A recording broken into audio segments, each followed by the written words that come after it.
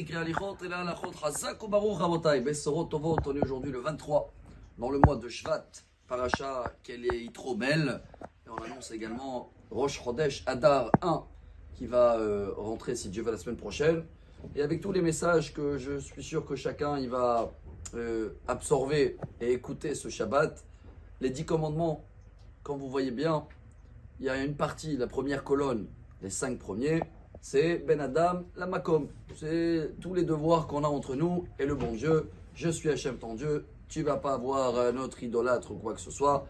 Tu vas pas dire fauter le nom de Dieu en vain. Tu vas faire le Shabbat et tu vas respecter les parents. Et là, on va passer à les 5 suivants que vous le connaissez tous. Ne pas voler, ne pas tuer, pas d'adultère, faux témoignage et de ne pas convoiter. Vous avez remarqué que les 5 premiers, ils sont très longs. Même dans le texte, il y a beaucoup de lettres.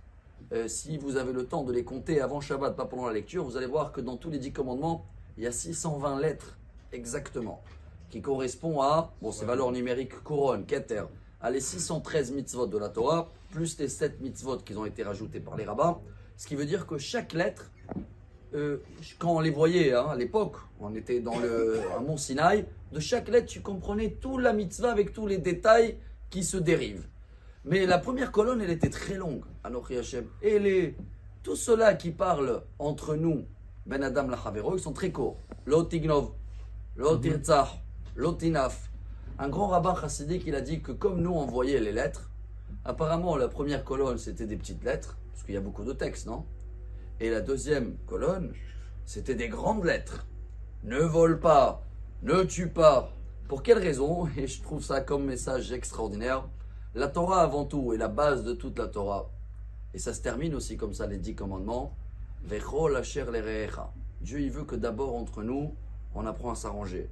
Derech eretz kadma la Torah. Aime ton prochain comme toi-même, c'est la base de la Torah. Ces lettres, ils étaient tellement grandes, c'est pour ça que le texte, il est beaucoup plus court. Ne vole pas, que tout le monde, ils vont le voir comme ça. Ne convoite pas. Énormément, ça veut dire Dieu, il donne plus d'importance que nous, on fait attention entre nous, que par rapport à les mitzvot qu'on a vis-à-vis de lui. Je trouve ce message tellement beau parce que si on avait dit au début des 3 minutes qu'il faut savoir absorber, vous avez remarqué comment la paracha elle se termine juste après les 10 commandements, c'est dans la 6e montée.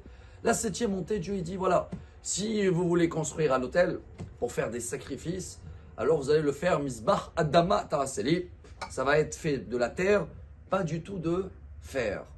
Et vous pouvez faire vos sacrifices. Chers amis, c'est vrai, quand quelqu'un me dit quelque chose et j'ai du mal à avaler, c'est un grand sacrifice.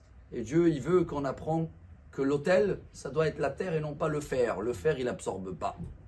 La terre, elle absorbe. Alors Dieu, il dit que chaque fois que il y a eu quelqu'un qui n'a pas respecté les 10 commandements, et lui, il n'a pas compris qu'il ne faut pas vexer, et il a fait du mal. Quel est notre devoir? Comme un autel en terre. Hop, absorbé, et Dieu il considère ça comme le plus grand sacrifice. Voilà comment la paracha de Yitro se termine, chers amis. À nous d'essayer de appliquer tout ça, et Bezrat Hashem, on va avoir un excellent Shabbat et que des bonnes nouvelles. Shabbat Shalom, Amar Rabbi Elazar, Amar